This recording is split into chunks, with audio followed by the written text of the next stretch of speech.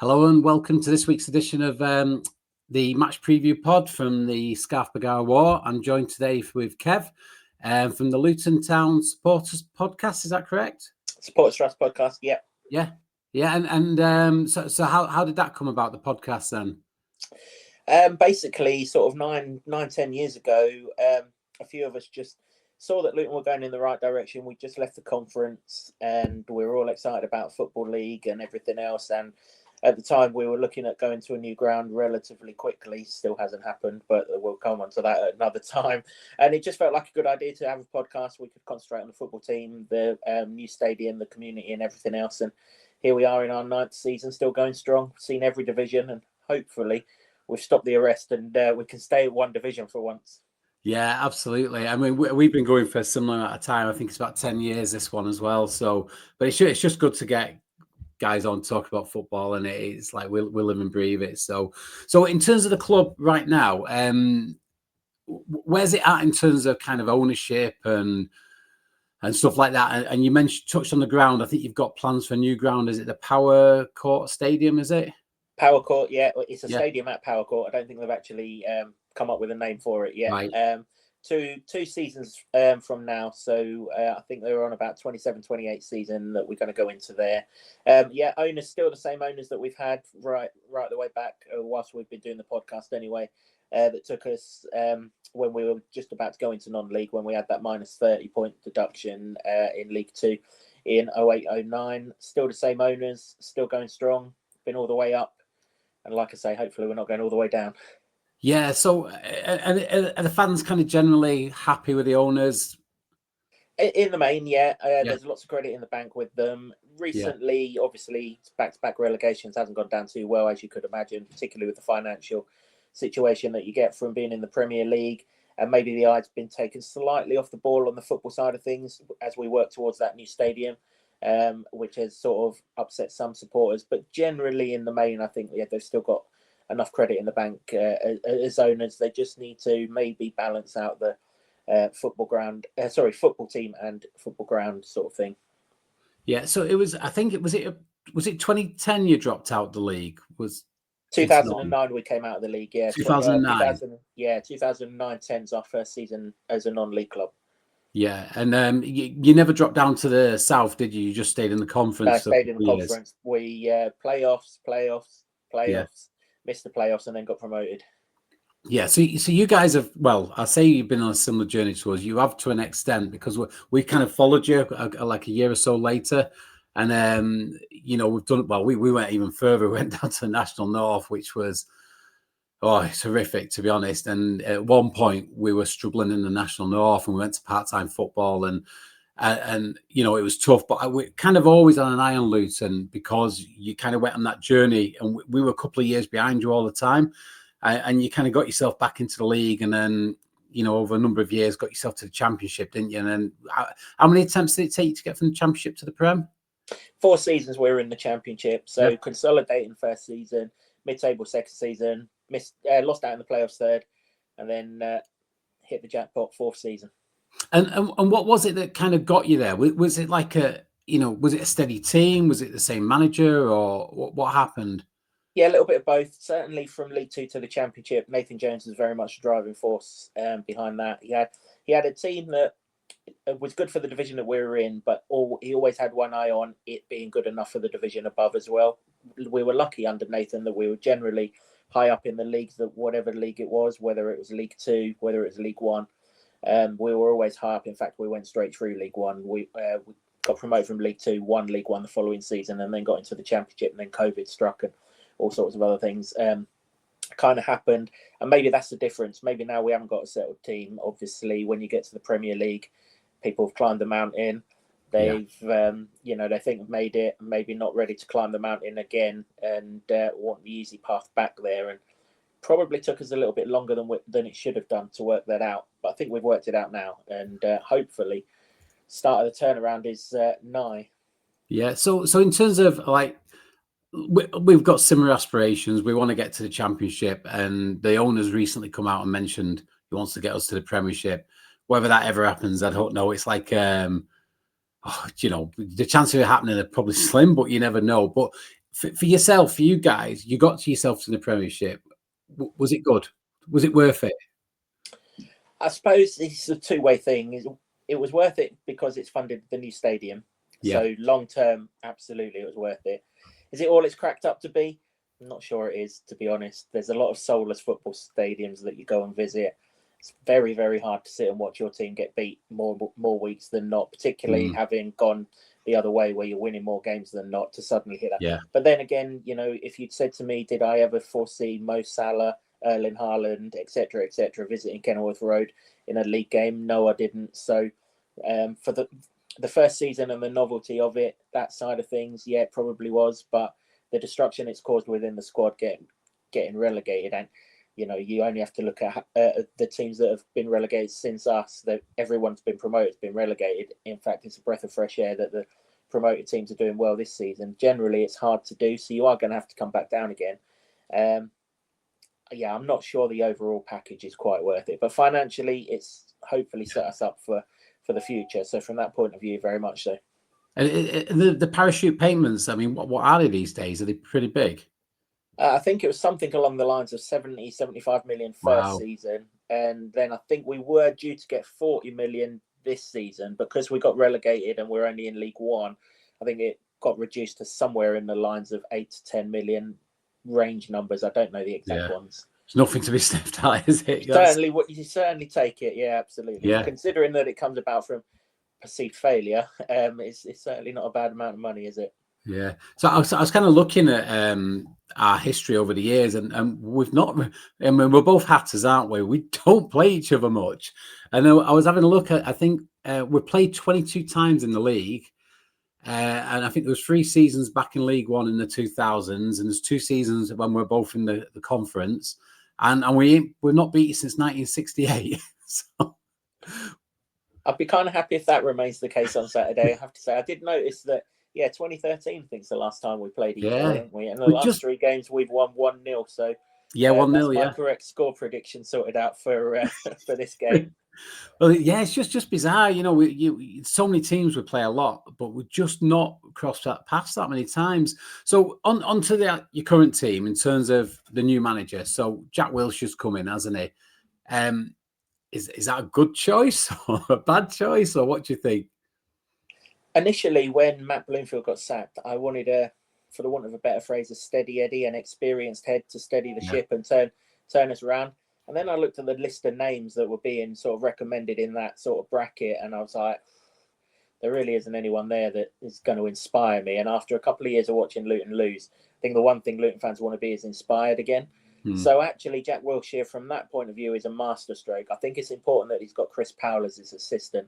Don't think Luton fans would have taken just to Wilshere on his own, but just because of his inexperience. I'm sure he's going to be an absolutely fantastic manager, and his first 3 weeks or so has certainly been encouraging. But to have that experienced head alongside him, when we were going up through the divisions, Nathan Jones had Paul Hart as his assistant manager, who's been there, seen it, done it, got every T-shirt going. So to have Chris Powell on board as well, I think that's a masterstroke. So the two of them together seem to be working really, really well. Jack's got an affinity with the place. He was with us right back at the start of his career when he was 8 and 9 years old, and he came to train with us the season that we got promoted to the Premier League, which was the season that he ended his career because he couldn't do the intensity of the training. So he's got an affinity with us, and I'm hopeful they're the 2 men to turn us in the right direction. Yeah, I didn't realise. I was trying to work out whether he'd be registered as a player for you, but he had to retire, didn't he? And I'm sure he's still good enough, based on what I've seen us play some this season. I'm sure he's still good enough to register as a player. yeah, because he's only 33 as well, isn't he? 33. That's the crazy thing. I mean, I'm still getting used to players being younger than me, let alone managers being young. And he's a decade younger than me. It's not good. I've got no chance anymore. So they're all miles younger than me. So in terms of kind of this season, how did the kind of summer transfer window go, and then kind of what are your expectations for this season? I assume coming down from the Championship, and from a kind of outside looking in, I kind of expected you to be up there, and you probably will be up there come the end of the season, but it's not started so great. So kind of, what are your expectations, and how did the transfer window go? Yeah, exactly that, to be right up there. I think we've got to be pushing for, well, we've certainly got to finish in the playoffs. Yeah, Yeah. you know, if we don't get promotion from there, then, you know, that's a bit of a lottery, isn't it? And fair enough. Summer transfer window was the summer transfer window that in hindsight we needed last summer.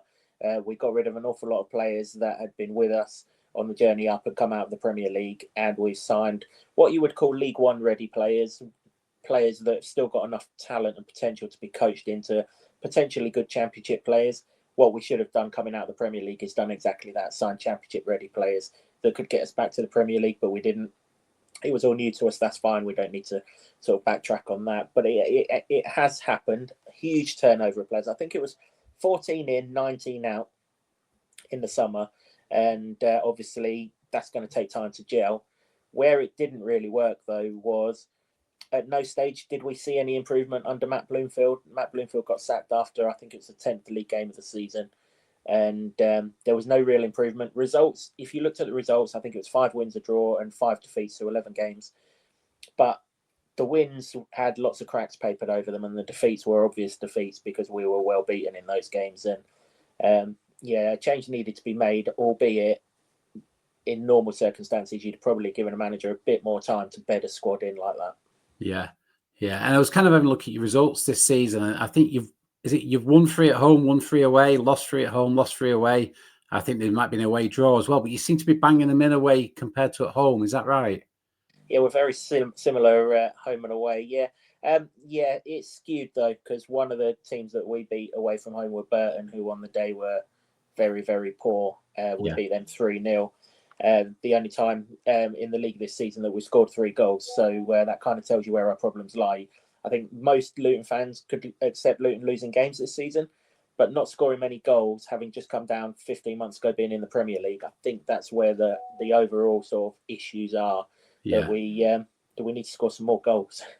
It takes time to adjust, though, doesn't it? Because I mean, the league this year it's quite competitive, and there's no real outstanding like last year we had Birmingham. I won't put Wrexham in that bracket because they were up there, but they weren't a great team in my opinion. But Birmingham just steamrolled it. You know, they put the money in, you know, where the mouse were and just run away with it. But this year it's pretty much a level playing field. There's probably about 10 teams, 8 to 10 teams that probably can fight it out there. And I think the first one that puts a decent runner together can, you know, get up there. So it's about getting that consistency, isn't it, in terms of results?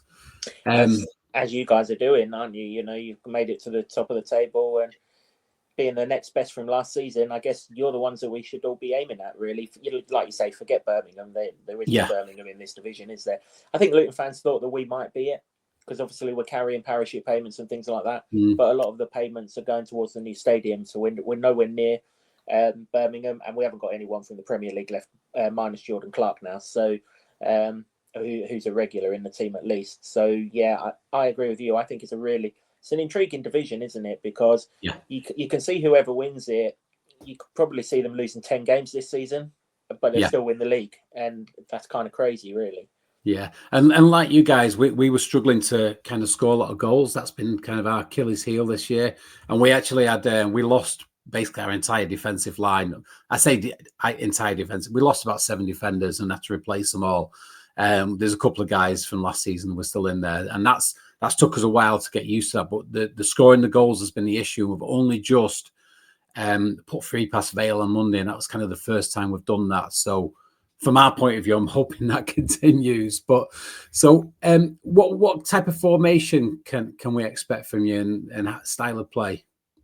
Yeah, if you've watched Arsenal recently, then it's Jack Wilshere coached the under-18s at Arsenal. He played in that Arsenal side. It's very much like Arsenal. So back 4, holding midfielder, 2 attacking midfielders in front of him, 2 wide forwards and a centre forward. So however you want to call that, 4-3-3, 4-2-3. 4-1-4-1. Yeah. However you want to describe it, that's how it will be. And the intention, obviously, to get the ball into those 2 attacking midfielders and get it out wide, and very much similar to Stockport, get it out wide, get the ball in, and hopefully in the back of the net. Yeah, it should be an interesting matchup because we'll guarantee you we'll go 5 at the back, well, wing backs. So we won't have 4. I mean, Challoner does some, you know, he's a study of the opposition, so he does sometimes change it depending on what the opposition's doing. but because it's been working so well over the run we're on, I don't think he'll change it from wing backs. So, we've got the big two up front, so they will be trying to kind of old-fashioned football, putting the crosses into them, hopefully get some goals. So I was kind of having a look at your kind of players on FotMod and seeing kind of who's ranked what. And your top players was George Saville, defensive midfielder. I think is he the one in front of the back four? He is, yeah. Yeah. And then the other two was Kai Naismith, centre back, and Chris Makoso. Another centre back, yeah. Two centre backs kind of highlights where we are this season, really. Naismith form, to the naked eye, his form doesn't seem as good as what people are rating, as what the stats sites would tell you. He scored a goal. He's very good on the ball. That's the one thing I will say about Naismith. He's a modern sort of defender that he's good on the ball, whereas Makoso's the other way, got pace, power, and they complement each other well, although Makoso hasn't been playing under Wilshere. Ted Mengi's the other centre-back that's been playing under Jack. So, they're key players. I think our wide players are the most dangerous players, but I can see why the stat sites have those three as the key, because generally we've not defended well this season. In fact, we haven't defended well for a couple of seasons, and there's been a bit of an emphasis on just controlling the ball a little bit more rather than being attacked a bit more. And obviously Naismith, Saville, both comfortable on the ball. So, I see where they come from. Yeah, and I suppose Wilshere wanted to get that sorted because, I mean, the Arsenal way has always been to not let many goals in, has it? But, possession-based football and good on set pieces from Arsenal's perspective. Is anybody else we should be looking out for? I mean, they're the FotMod players, but what do you reckon? Yeah, so I reckon that the two key players to look out for in the centre of midfield, we've got a Spanish midfielder, Lamine Fana, who's just starting to come to the boil under Jack Wilshere, a box-to-box midfielder.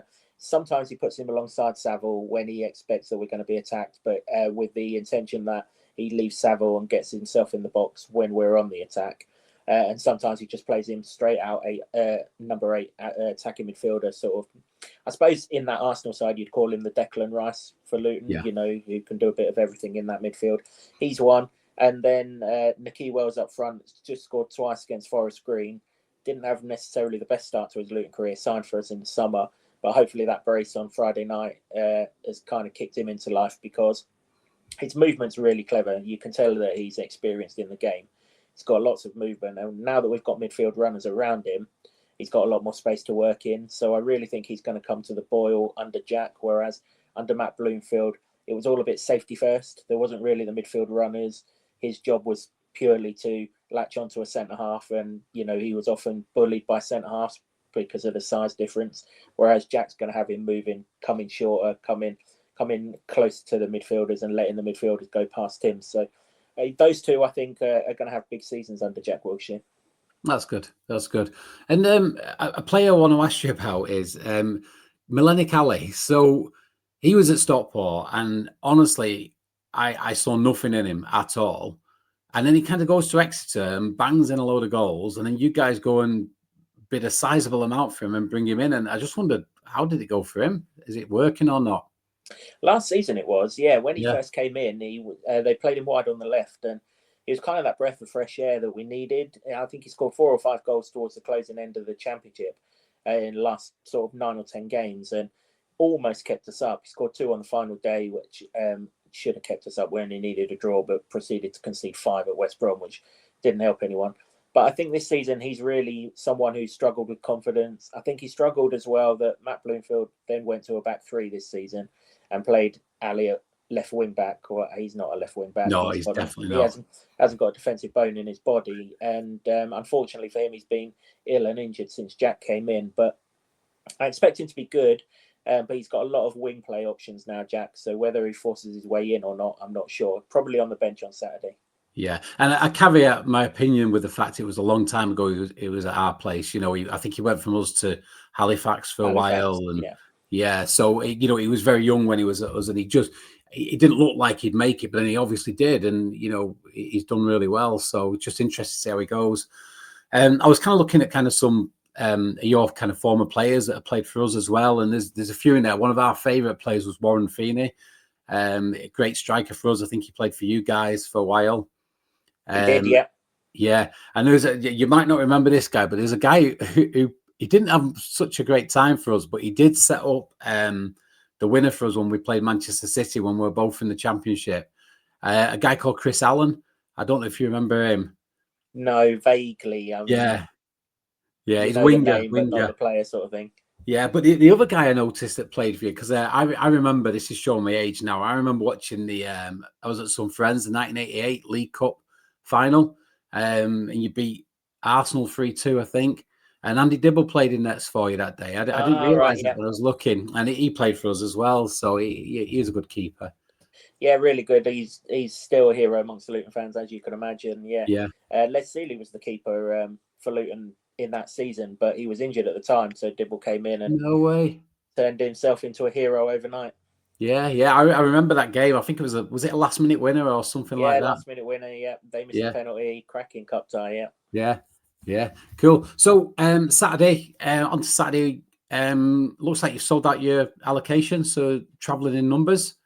Yeah, absolutely. Yeah, all is it 1,100 and something or other that all sold out. And is that normal for you guys to take that amount? Yeah, generally, yeah. I mean, pretty much most away ends this season have been sold out so far, and the Wilshere impact is sort of strengthening that. The one thing about getting to the Premier League is your fan base does enhance quite strongly. So we generally sell away ends out at the minute. Yeah, and have you seen the stand that you're in by any chance? Any of the pictures? I saw a roof that was blowing here, there, and everywhere in the first game or something or other. Yeah, because last time I was there, which was that game in the conference, it was just open, wasn't it? Open to the elements, which I'm guessing is not ideal. But yeah, I'm not sure that the roof's particularly great, is it? It's okay. It's looking a bit better now they've put a back on it, to be honest. And it's only temporary because we've got plans for an 18,000 ground, basically redeveloping what we've got at the moment, and it's a little bit of it's keeping the league happy, basically, because you've got to give away fans a certain allocation. They've got to be undercover. So what they've done is they've put this keeping us on the side of the pitch, and they put you behind the nets.